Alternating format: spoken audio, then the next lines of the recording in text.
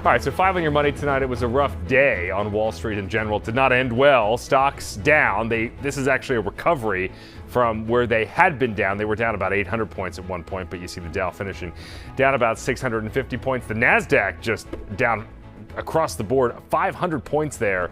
The S&P losing over 100. It's all up because President Trump confirmed that those 25% tariffs against Mexico and Canada will take effect at midnight tonight. Here to break down the continued impact is Mike Armstrong with Armstrong Advisory Group. Mike, good evening. Thanks for being here with us. Thanks, Erica. Thanks, Ben. All right, so these tariffs, I mean, we do a lot of trading with both Canada and Mexico. Notably here in New England, it's everything from energy. Yep. We've already been talking about how high our gas and electric bills are, to food, cars.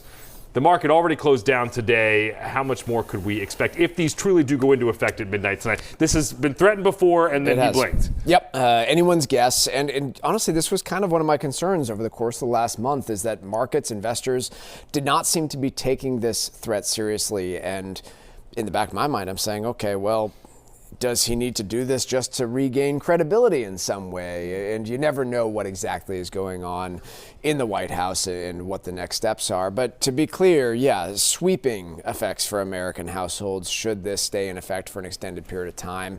Estimates from the auto industry could add as much as $12,000 to the sticker price of certain vehicles. But you're already way up since the pandemic. Correct. We know that. Correct. Prices never go backward. Yeah, they tend to not do so. A lot of that is American behavior. We tend to like our giant SUVs and trucks as opposed to lower cost sedans. But yeah, a lot of that has just been substantial car price increases over the course of the last 5 years. Okay, so we could see prices going up in a number of areas. Meantime, it's not just the tariffs that people are concerned about. The Social Security Administration announced last week they are looking to cut 7,000 jobs.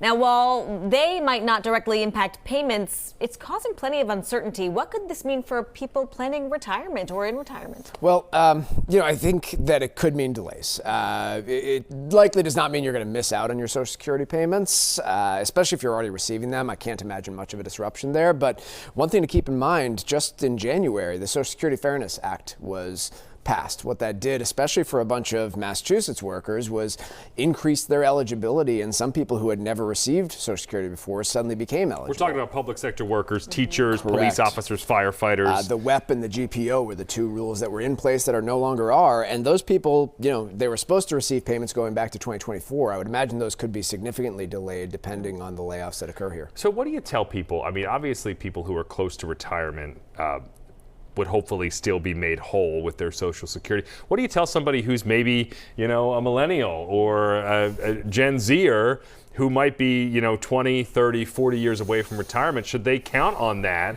as a part of their portfolio, or is that too risky? Yes and no. I think you can count on it for a part of your portfolio, but understand that it's going to be highly uncertain what it looks like, just like your tax rates and other things will be.